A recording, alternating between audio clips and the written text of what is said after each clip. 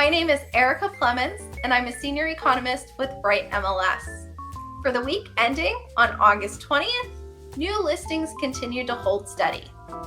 Unlike many years when there's a seasonal dip, this steadiness means that new listings were only 9% below the same week last year.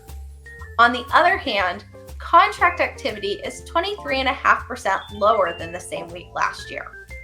Monthly and weekly statistics from Bright MLS are a great way to keep track of your local market information. But if you're curious about the national picture, new home sales and existing home sales data will be released this week. Dr. Lisa Sternovit will share the latest trends.